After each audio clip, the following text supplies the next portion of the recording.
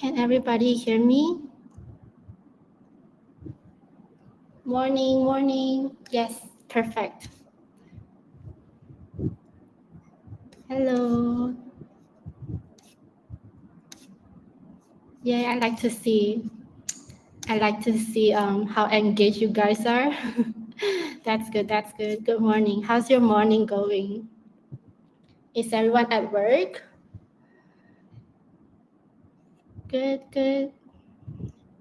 Working. Well, thank you so much for making your time to be here. Oh, you're off today. In the office? Perfect. Thank you for making time to be here. That means a lot. Oh, I'm also curious, is everyone here from different country, or like which countries are you from, or which area you're from? Great breakfast, great mood. I agree. From Malaysia, from India, from Kuching, JB. Wow, we have people from everywhere here. PJ, KL. I'm in Batu Caves. From Excite, Singapore. Wow, that's exciting. We have people from all around the world. From Sarawak. Oh, we have a lot of people from Sarawak here. Banting. Nice. Bangkok. I love Bangkok. KL. Yeah, I'm not sure how's the weather where you are now, but in KL, it's been raining so much. It's so wet and cooling these days. I'm not complaining, but the weather has been good. Where are you from? I'm from Malaysia. In Kepong, kind of near to Batu Caves. Yeah. I'm in Batu Caves. Hello. Hello. Okay, I'm just gonna wait for a couple more minutes for more people to come in. But yeah, I like to see how engaged you guys are. I'm already excited for the session today. Good morning.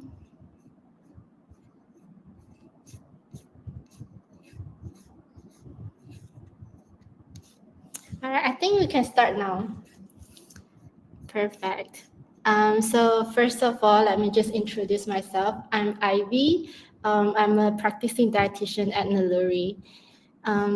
So before we dive into today's discussion, I'd like to take a moment for some housekeeping. So firstly, make sure you are using a supported browser, either Chrome, Firefox, Safari, or Edge are recommended. Secondly, ensure that your internet connection is stable for the duration of the webinar. And then number three, test your speaker output. I'm sure you guys are okay because you guys can hear me perfectly. And if you experience any technical difficulties, try to refresh your browser and rejoin the webinar again. Or you can add Naluri events on chat, and then Michelle will be able to help you out. Okay. And then secondly, throughout the webinar, if you have any questions at all, please feel free to ask in chat at any time. I will try my very best to address them. But I apologize in advance if I miss your questions. I will also encourage you to participate and engage actively in our conversation. We have some polls and some thought sharing coming out. So feel free to share with us your thoughts and participate in the polls as well. I can see you guys are already actively chatting, which is great. I like that. And if you want to send me a question directly, just add my name, Ivy, before you send the question. Or if you want to send a private message, make sure to tick the send private message before you send the message. And the presentation slide, the handout will be available for you to download on the tab on the right-hand side of your screen. But that will be at the end of the session. And the presentation will be shared as a PDF. Okay, we have more people in now. Good morning. All right, okay, let's start. So just a little background about myself. I graduated with a bachelor's degree in exercise and nutrition science from the University of Queensland and a master's degree in nutrition and dietetics from the University of Sydney. So I've been back in Malaysia since 2021, and I've been practicing as a dietitian at Naluri for almost 2 years now. So I have a special interest in using the non-diet approach, um, as to help my clients create sustainable habits that can be maintained long term, and that helps people to live healthier and happier lives too.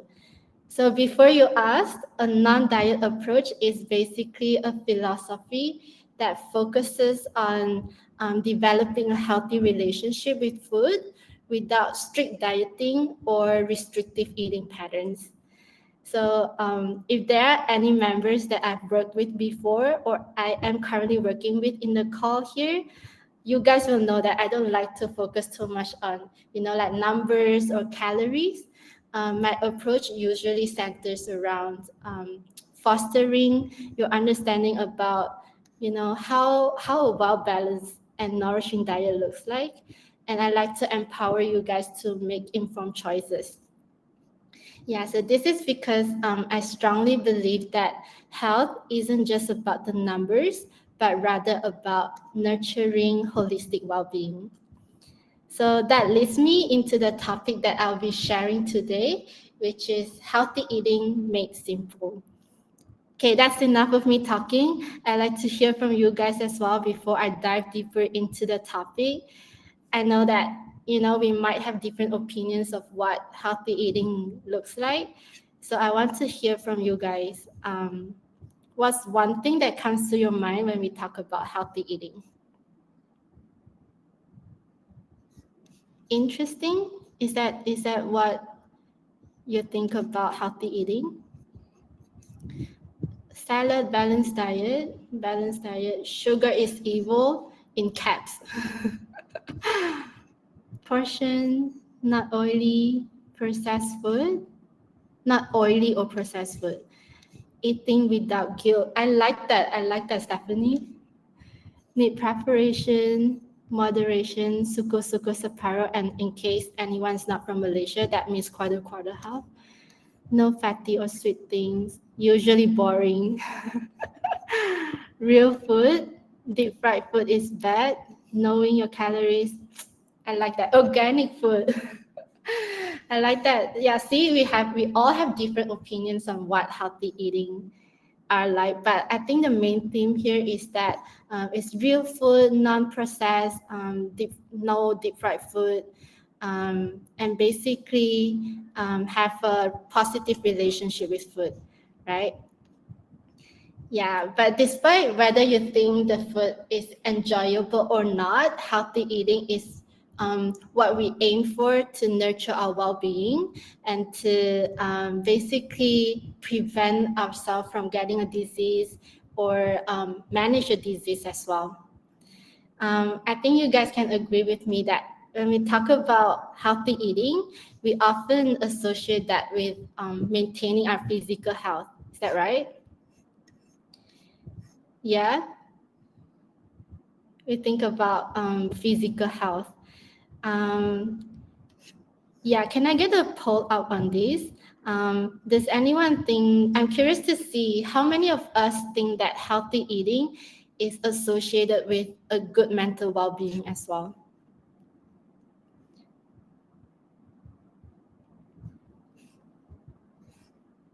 Yeah, how many of us think that healthy eating is associated with a good mental health? Oh, I get a lot of true.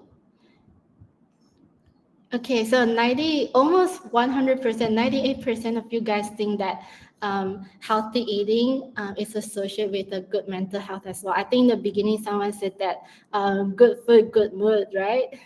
I think that's exactly it. Yeah, so the gut, basically our digestive system, from our mouth to our rectum. It's a dynamic and intricate system that plays a fundamental role in our health. Within the gut, there's a complex ecosystems of microorganisms known as the gut microbiota or the gut microbiome. So these bacteria, they play essential roles in maintaining our gut health, and they support digestion as well. They modulate our immune system and influencing our overall health and well-being too. So our gut is actually the largest immune organ in our body. Our gut bacteria, which by the way, we have 400 different species, 100 trillion bacteria lives in us. And these bacteria, they all have a unique mechanism where they communicate with our immune cells that helps us to nurture them and prevent the invasion of harmful bacteria into our gut. Basically, it helps protect us from harmful bacteria, simply put. To promote a healthy gut, other than a well-balanced diet with a variety of nutrients, probiotics and prebiotics are actually very important too. Can we get the next poll up? Do you guys know what's the difference between a probiotic and a prebiotic? Yes, no, somehow. What's the difference between a probiotic and prebiotic?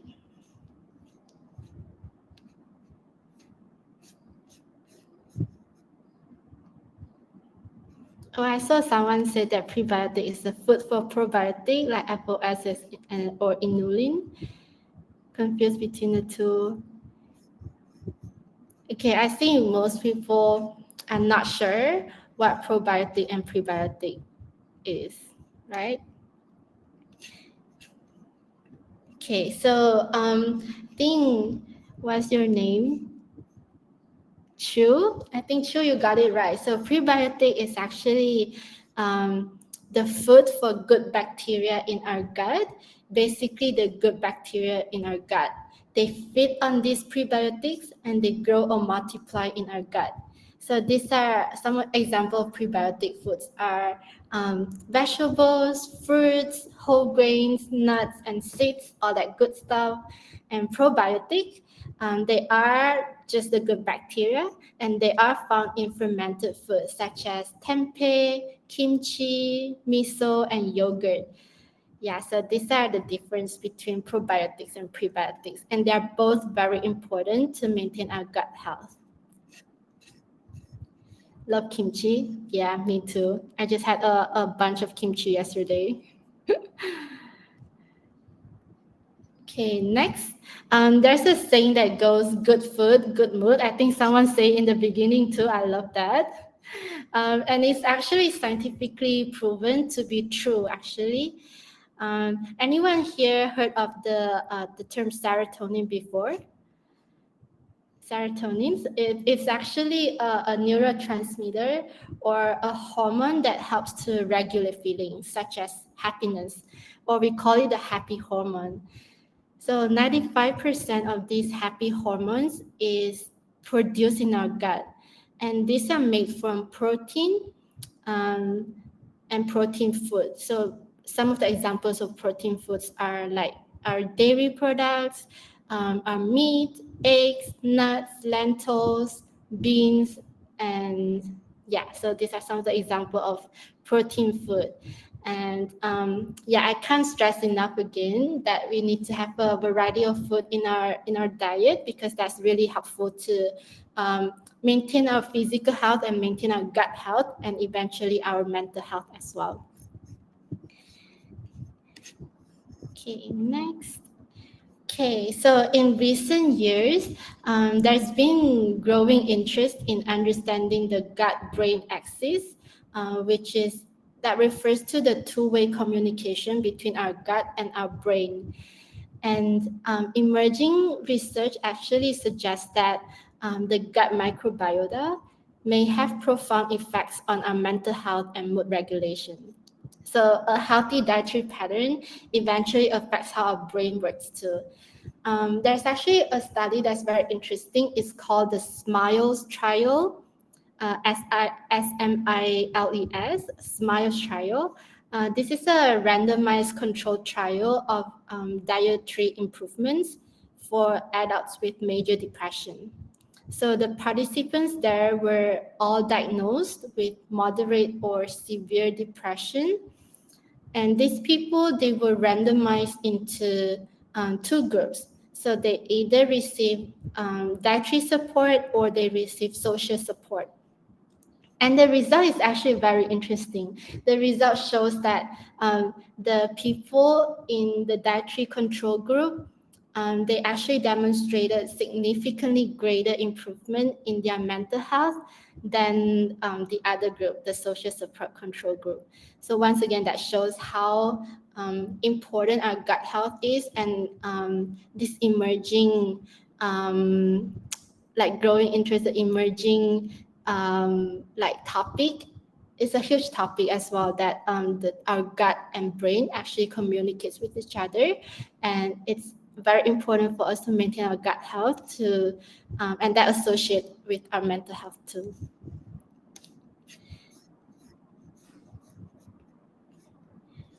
So yeah, basically a healthy diet, it lowers depression risk and it promotes longer life. So the Western diet typically characterized by high amounts of processed food. I think a lot of people, when we thought about healthy eating, a lot of us think that we should avoid processed food, and I think you guys are right. So processed food are some of the food that are rich in refined fats and sugars, or salt and animal proteins. And this has shown to increase the risk of developing psychiatric symptoms. On the other hand, a well-balanced and healthy diet consists of a variety of food groups with a lot of veggies, whole grains, legumes, fish and nuts, and these are associated with lower risk of depression and prevent mental health disorder too. Okay, let me pause here for a bit. Do I still have your attention? Can I get some yes in chat if I still have you? Yes, yes. I like the thumbs up. Nice, nice. Okay, I still have you guys. Perfect. All right, let's delve into the heart of our topic today, which is what is healthy eating, right? So yeah, as I mentioned before, have a variety of food in our diet, because different food groups, they have different nutrients that are required for our body to function optimally. Yeah, we need a combination of veggies, fruits, lean protein, whole grains, legumes, nuts, and seeds in our diet for optimal nutrition. And we'll go deeper into the main food groups in a bit. Okay. So here's some very interesting and very popular statements and diets that most of us has probably heard of, right? I think some people mentioned about low carbs and no carbs. Carbs are evil too in the beginning. Yeah, I know that there are a lot of different opinions, especially around carbohydrates. A lot of people actually think that carbohydrates is our enemy, quote unquote enemy, but it's actually one of the major macronutrients that is very important to fuel our body. Let me give you an example. So just like our car, they need petrol to function, right? If there's no petrol, the car cannot function. It can't move. And it's the same for us with carbohydrates. We need carbohydrates to function, and our body needs carbohydrate to produce energy and make it possible for us to carry out our daily activities. Yeah, and most importantly, to function as a human being. Yeah, but yes, we do want to choose the healthier carbohydrates, Not to completely avoid it, but we're aiming to choose smartly. So do you know what carbohydrates actually are? Can I get a poll out? So these are some of the examples of food that we can find in our daily lives. Which one of these does not contain carbohydrates?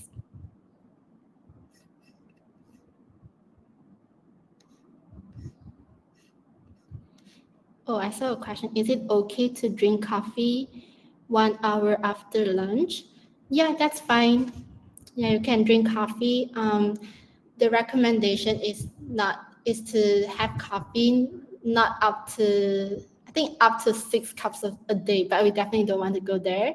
But if you don't have any sugar and milk milk is fine. But if you don't have any sugar, that would be perfect in your coffee. Polls. Okay, we have a lot of eggs and kiwi, some red beans, some pumpkin, and some rice.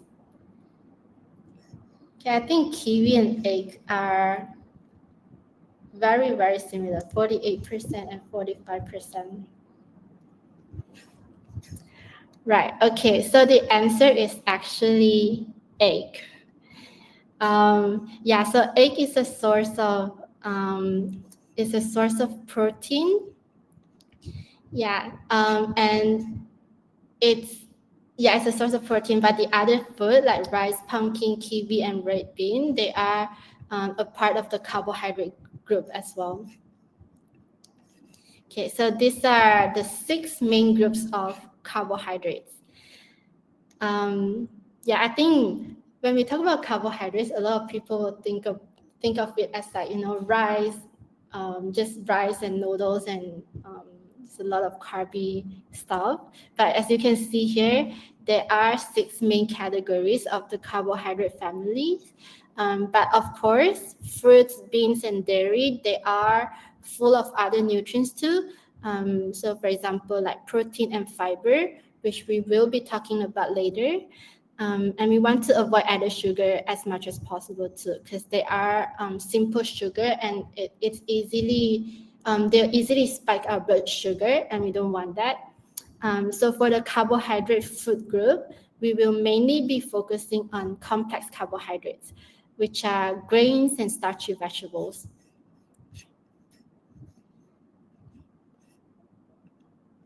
So to give you a better idea, we want to fill a quarter of our plate with complex carbohydrate foods.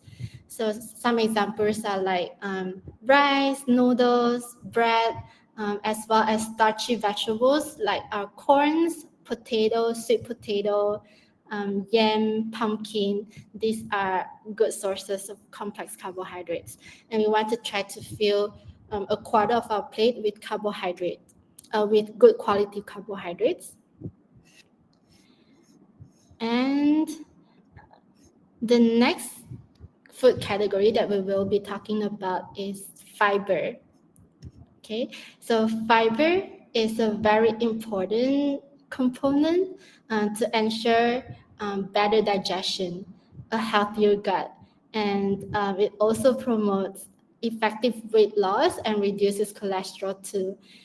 So the Ministry of Health actually recommended that we have 3 veggies and 2 fruits a day, meaning 3 different types of vegetables and 2 fruits a day. Right. So it would be even better if you can choose like different colors of vegetables, because they all provide different types of nutrients, vitamins, and minerals. One example would be like purple for eggplant. What else? Green veggies, green cabbage, lettuce, and then orange carrot, banana for yellow. Yeah, and so on and so forth. You get the idea. So the recommendation, like how would that look like on our plate, right? It doesn't sound like, for me, I don't know about you guys, but for me, I can't visualize that, right? How would that look like in our daily diet, and how would that look like on our plate? So the recommendation is to fill half of our plate with non-starchy vegetables. Yeah, so as I mentioned before, the starchy vegetables are the potatoes, corns, yam, pumpkin, that kind. But we want to have a lot of non-starchy vegetables in to fill half of our plate. So these veggies that are high in fiber and they are full of nutrients that are beneficial for our bodies. And they have a lot of vitamins, minerals. That's why it's very important that we make sure we include plenty of veggies in our daily meals. And other than that, it's also very important to have veggies because it helps us feel fuller for longer too. Yeah, for example, for the same 400 calories, we get about 3 tablespoons of oil, about 3 chicken drumsticks, but we get more than 10 cups of veggies with the same 400 calories. So that really shows how helpful veggies are in our diet, and we it's really beneficial for our health. Um, yeah, I see a lot of questions. Eat more veggies and fruits. I'll try to address your questions later if we have more time at the end. But yeah, eat more veggies and fruits. It's beneficial for both our physical health and it's also better for our gut health, and eventually it will relate to our mental health too. And it helps us feel fuller for longer, which is great. Okay, now that we've talked about half of our plate with veggies and then quarter of plate with carbs, what do you guys think is the remaining quarter of plate? What should we fill the remaining quarter of plate with? Protein. Yay, yay, I still love protein. Good job, guys. Desserts. Yeah, okay, it's protein. It would be perfect if you can fill the other quarter of your plate with protein. Um, yeah, so some of the example of protein food are like lean meat, seafood, tofu, and eggs. And some meat alternative for vegetarians are like beans, lentils, tempeh, and tofu. These are great sources of protein too. And the non-deep fried ones. Yeah, I want to try to go for a cooking method like baking, steaming, roasting, and grilling.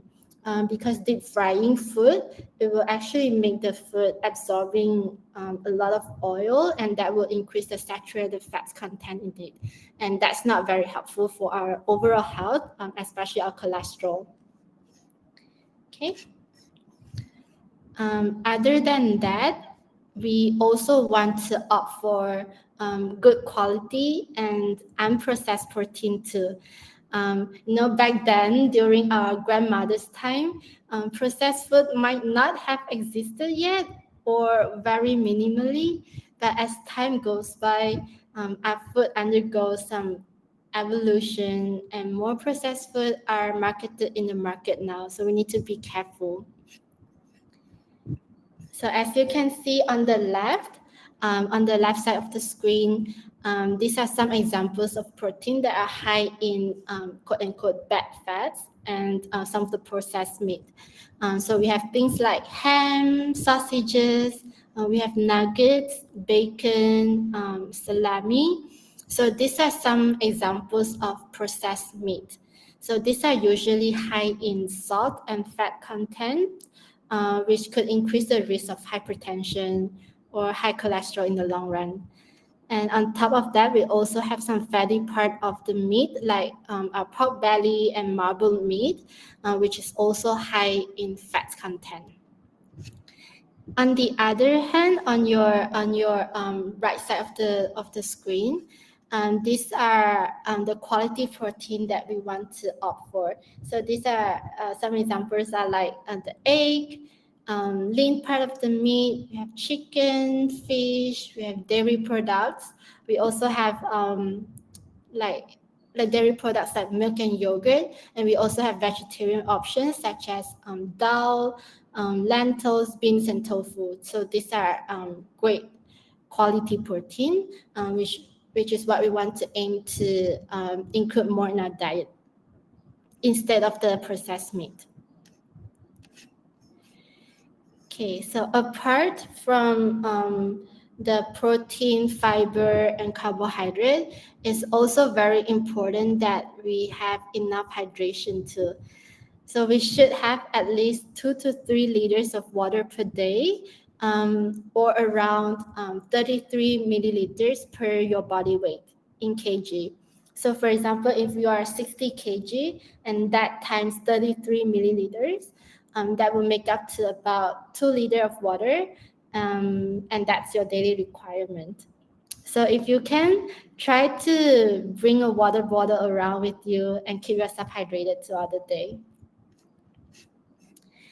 Okay, now we've gone through the main food groups. Here's how a healthy plate should look like, especially on main meals like breakfast, lunch, and dinner. We call this the quarter, half healthy plate guide. This will be a very helpful guide to help us visualize and plan our daily meals while also making sure that our body gets all the essential nutrients for optimal health as well. So we are aiming to fill, just to recap, we are aiming to fill half of our plate with non-starchy vegetables like cabbage, broccoli, lettuce, eggplant. Quarter of our plate with sources of carbohydrates like rice, noodles, whole grains, or starchy veggies like potatoes, sweet corns, yam, pumpkin, stuff like that. And we want to fill the last quarter of our plate with high quality protein, such as egg, we have tofu, lean meat, chicken, seafood that are not deep fried. Yeah, because as I mentioned before, the cooking method makes a big difference too. Okay, so which one of these meals do you think is a healthier option? Can I get a poll out? Which one of these is healthier, 1 or 2? 1. I see a lot of ones.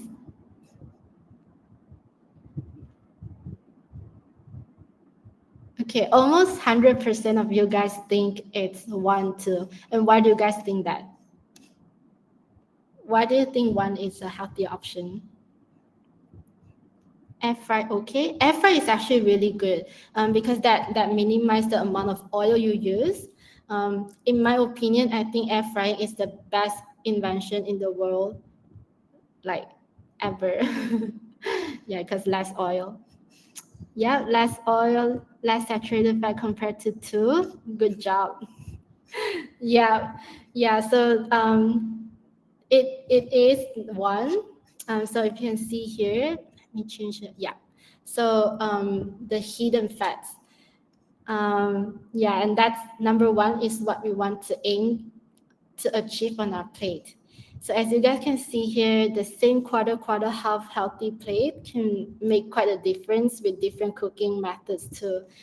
So for example, the deep frying and adding a lot of creams or gravy or sauces, such as mayonnaise, will significantly increase the fat content. Some of the healthier cooking methods that we can aim for are, example, like steaming, grilling, what else? Baking, roasting. So these are some of the very good examples. And also air frying. Yeah, air frying is a very good choice too. So if you are unable to avoid frying, try to limit the amount of oil you use to. And one good way to do that is to try using oil spray and use a non-stick frying pan. It's a good way to reduce the amount of oil you use. Okay. McD and KFC is out. No, it's not out. You can still have it once in a while. That's my philosophy. It's a non-diet approach, right? You can still enjoy your comfort food once in a while keeping most of your other meals healthy and well balanced. I'll go more into that later. Okay, so other than cooking methods, we can look into healthier food swaps to make our overall diet healthier as well. So here are some of the examples of smarter choices that we can make in our daily lives. So, for example, soft drinks. Instead of soft drinks, we can go for fizzy water. We can make our own healthier version of soft drinks. You can use fizzy water with mint leaf and cucumber, or water with ice cubes made of fruits. So these are a healthier drinks that you can try to make at home. Instead of muesli with added sugar, try to go for plain rolled oats with berries and or banana. So adding some fruits in your oats, it added some natural sweetness in your meal, and it helps improve the flavor too. Number three, instead of white bread, try to go for whole grains bread. Because whole grains, they are higher in fiber, and fiber is very helpful for our gut health. Yeah, and it helps keep us fuller for longer too. And then next, instead of fried egg, try to go for boiled or poached egg. Instead of fried noodles, try to go for soup-based noodles. Basically, instead of frying your food, try to go for the non-fried ones. Because as I mentioned before, frying will actually make the food absorb a lot of oil, and that will increase the saturated fats content, and that will not be very helpful for our cholesterol and overall health in the long run. Okay, and then next we have instead of butter, try to go for unsaturated fats like avocado or olive oil. Yeah, because sometimes when we talk about fats, right, we think that it's a bad thing, but our body actually needs some fats to function as well. It acts as a cushion for a lot of our organs. So it's very important that we have some fats in our diet too. And if we can, try to go for the unsaturated ones, which is like plant-based plant oil, like avocado or olive oil, or fatty fish like salmon, tuna, mackerel. These are good sources of unsaturated fats too. Okay.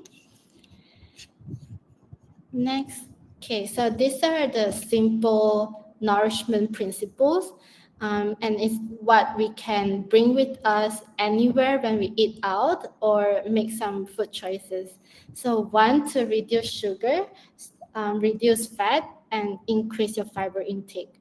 Basically, avoid added sugar in your drinks and be mindful of your sweet food intake. Try to choose for healthier cooking methods to reduce your fat intake, and also add more vegetables in your meal. And also the quarter half plate is a very good, very useful guide when you eat out, to try to plan your plate or plan your meal that way. Okay. So in summary, the keys to healthy eating are these. So number one, eat in variety, to include different food groups in your daily diet, to ensure you get all the nutrients your body needs to function optimally. Number two, aim to include more whole grains in your diet. So some examples are like a brown rice, a whole grains bread. These foods are higher in fiber and is very helpful for our gut as well as overall health as well. Number three, try to choose minimally processed food. So aim to opt for fresh cut meats instead of processed meat like ham, bacon, and salami. And number four, aim for a balanced plate using the half plate guide. Number five, try to go sugarless. Especially sugarless drink like plain coffee, plain tea, and a lot of water. Number six, build a positive relationship with food by being flexible with your diet. And this is very important and is very helpful to make our diet sustainable too. Okay, so here's an example of all or nothing way of eating and a sustainable way of eating. because I think a lot of people can relate to this. When we try to quote unquote eat clean, is very demotivating sometimes because I think some people also say that it's not very yummy, it's not very motivating, and you don't look forward to your meals every day because it's the same every day, and you only have like 1 or 2 cheat days a week. And people tend to yo-yo with their diet this way because it's not very sustainable. And we want to try to aim for this sustainable way of eating, which is you have like a variety of different food in your daily diet. As I mentioned before, you can still have your KFC, McDonald's sometimes, but keeping most of your other meals, at least throughout the week, healthy and well balanced. So this is how it looks like. Okay. It is very challenging to eat clean. Yeah, I can agree. It is challenging. So we try to, instead of focusing on eating clean, we try to think in a way that we want to include a variety of food in our diet. Yeah, so instead of thinking, you should avoid KFC or McDonald's or fried chicken, but instead we can try to replace it with something else, replace it with something like grilled chicken is very yummy to replace it with something yummier, but it's also healthier. Okay. Okay, so healthy eating is about, as I mentioned before, including a variety of food, and it helps for disease prevention too. It might not be the same when you have been diagnosed with the disease, but we want to try to aim for disease prevention. So diet management for the disease can be a lot more complicated and require more care as compared to the one for prevention. So if you already have the disease, you might need to be more strict and more careful with your diet. But for prevention, we can have more flexibility with it. So prevention is better than cure, right? And we can definitely start today. And now people might be thinking that, like, how do I start? How do I start healthy eating? A lot of my members, they actually wanted to eat healthier. And I think a lot of you guys here are asking me how to eat healthier, how to live a healthy lifestyle too, but we don't know how to start, right? So first, try to determine your driving force. Set a goal for yourself. For example, like a weight goal or a cholesterol goal or a diet goal. For example, we want to aim to eat more vegetables. That would be a very good goal to start with. And then secondly, we try to take baby steps. It might feel very slow in the beginning, but don't be discouraged because I can assure you that one small step at a time, it does make a huge difference in the long run. Yeah, so for example, how you can do that is that let's say if you don't eat vegetables at all, and your goal is to eat more vegetables, try to include maybe just 1 spoon of vegetables in each of your meal and slowly work up to filling half of your plate with vegetables. That's baby steps. And in the long run, it will actually make a huge difference. Okay, and then try to think replace instead of cutting a certain food. For example, instead of thinking, yeah, I think I give this example before already. Instead of thinking I should avoid fried chicken, think I'm going to replace my fried chicken with grilled chicken. Yeah. And lastly, keep yourself accountable or have someone to keep you accountable. For example, keeping a food journal to keep track of your meals is actually a very good way. That will make sure you have your comfort meals a few times in a week and keeping most of your meals healthy and well balanced. And with that, Naluri is actually a very good platform. We will have the feedback form up for you later. So feel free to fill that up. We value your feedback. Okay. So so as I mentioned before, Naluri is a very good platform to do that. I'm not sure you guys heard of this already, but we have a Eat, Snap, and Win challenge going on for the month of May, in which you can stand a chance to win prizes worth up to 1,400 USD. And on top of that, it's a very good feature for you to keep track of your food as well, because that way you can be more mindful of what you put into your diet every day. Because I think oftentimes we forget what we eat. We eat and then we forget. So keeping track of your food intake is a very good start for you to make healthier food choices and be more mindful of your food. Okay, and if you're still unsure on how to start your healthy eating journey, you can also book a one-on-one consultation with me or other dietitians at Naluri to know more. Okay, so here's the QR code for you to do that. And if you haven't already, I would encourage you to download the Naluri app or go on the Naluri web to access to, like chatting with your dietitians and other healthcare professionals, like medical advisors, fitness coach, mental health coach, and pharmacists to understand more about your health trends. And on top of that, you can keep track of your health parameters like your cholesterol and blood pressure, etc., etc. You can keep track of that on the app as well. And there are a bunch of different lessons of your interest that you can go through too.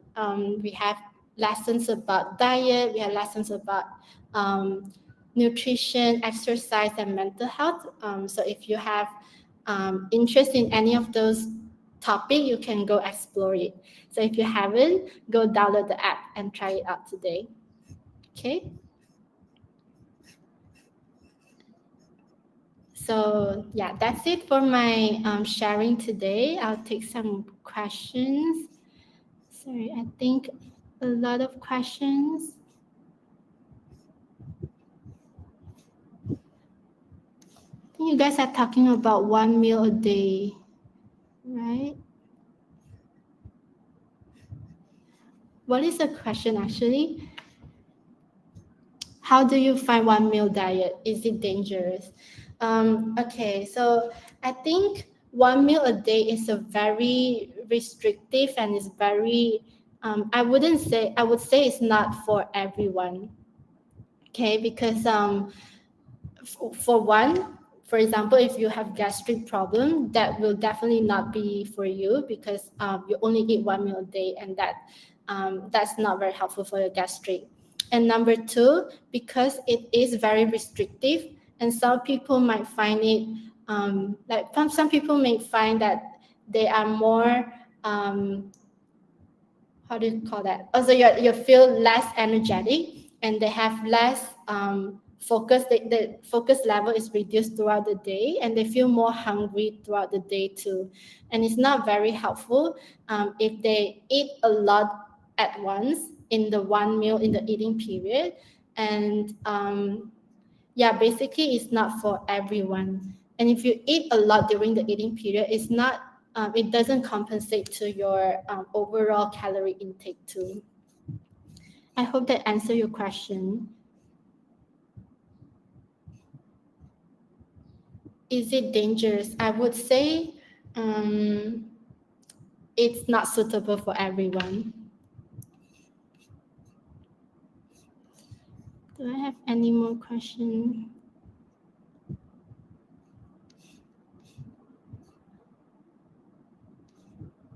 Yeah, and maintenance too. Thank you for coming up with that. I think in terms of like sustainability, one meal a day is not sustainable in the long run because it, as I mentioned before, it is very restrictive, and I don't advise you to have it for for long term.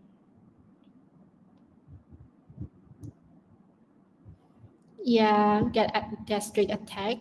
Yeah, so it is very dangerous if you have gastric attack. Instead of one meal a day, I would I would prefer to have smaller meals, but have more frequency throughout the day. So we be more mindful of the portion size and the choices of food that you go for instead of going for just one meal a day.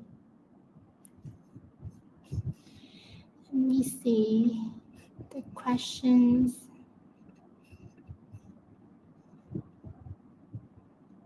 Healthy eating or exercise, which to do first? Both. But it really depends on your preference. You can, some people, they find, if you're talking about in the context of losing weight, some people find that just by healthy eating itself, they will be able to lose weight very quickly. But some people find that just by exercise itself, they tend to lose a lot of weight. But some people find that they need to incorporate healthy eating and exercise for them to see the same effect. So it really depends on your body and how your preference are as well, and your daily activity expenditure. Yeah. Are millets good substitute for rice as carbs? Yes, it is a very good choice of it is a very good choice of, what do you call it, the whole grains. So it is higher in fiber, and it is a good choice for carbs. Can we hear your thoughts on meal replacement? Okay, so meal replacement, it is a good choice because it is, most of the meal replacement out there in the market, they are nutritionally complete.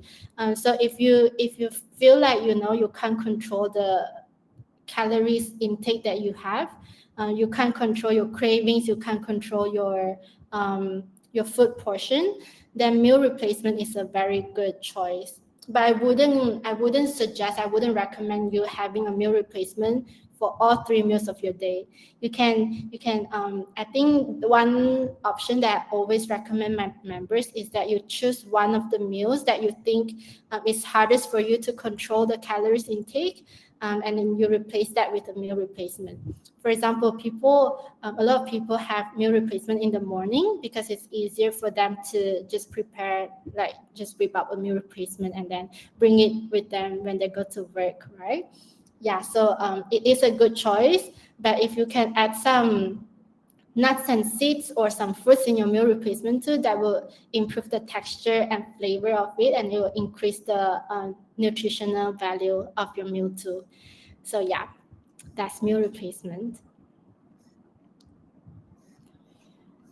Any more questions? Is keto for long term okay? Yeah, so keto is basically a very low carbohydrate diet. It's very similar to any fat diets, or like, for example, the 1 meals a day diet. We need to think about whether it's sustainable for you. I would say it's not suitable for everyone, and it's not very sustainable in the long term. Yeah. So I would always still encourage a healthy and well-balanced diet with a variety of food, but we try to choose the healthier option.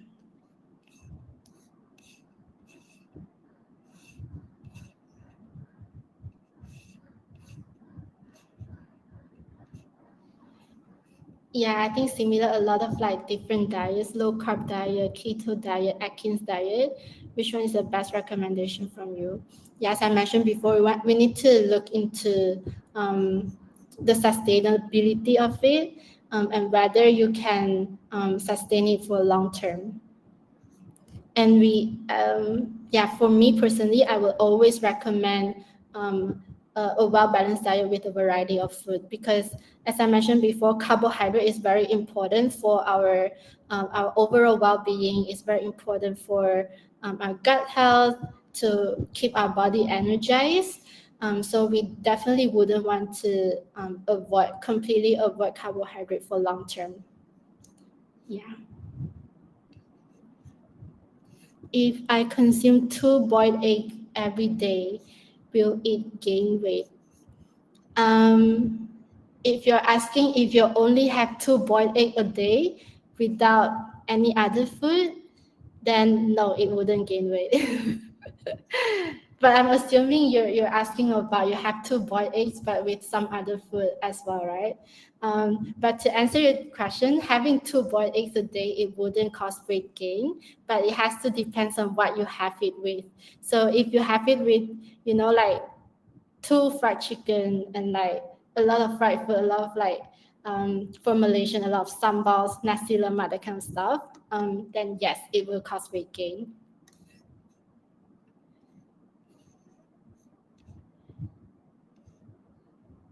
I want to gain weight. Should I start eat everything first and then exercise later, or eat healthy diets only? Yeah, that's a very good question. So if you're looking to gain some weight, it's very important that you incorporate both your diet and exercise, because some exercise, especially strength training, is very important for you to build muscle. And so I think for healthy weight gain, healthy diet and exercise definitely comes hand in hand. So if you want to know more about this, definitely reach out to me, book my time, or and speak to a fitness coach in Naluri too. We will be able to help you on that.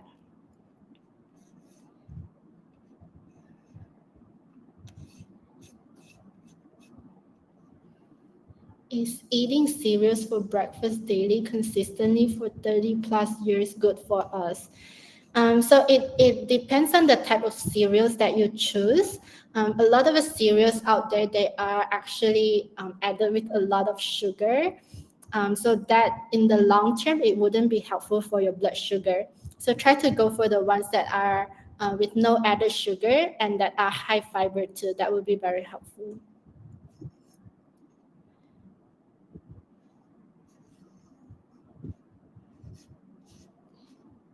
Mm, yeah, I'll take one more question. People always say eating eggs every day will cause high cholesterol from egg yolk. How much of eggs do you advise us to eat per day? That's a very good question. I'm very glad you asked. So there, it is actually a myth that egg will cause high cholesterol. So there are actually a lot of research out there showing that having the cholesterol in food will not actually affect our cholesterol. What affect the cholesterol is the fried food and the high saturated foods that we eat. For example, the fried food and the creamy food. These are some of the food that are high in saturated fats, and saturated fats will be converted to cholesterol in our liver. So it's completely okay to eat eggs every day, and the recommendation is that you can eat up to 6 or 7 eggs per week. Yeah, so completely fine to have eggs. Okay, I think that's it for today's session. Thank you very much, everyone, for your participation. And I really like how engaged you guys are. But if you have any more questions, feel free to reach out to me on the Naluri app, or you can book my time to speak to me anytime. Okay. I hope you guys learned something new today, and we want to try to live a healthier and to adopt a healthy eating lifestyle. Yeah, thank you very much, and thank you so much for taking your time to be here. Have a best day ever, and yeah, see you soon. Thank you. That's very nice. Thanks, guys.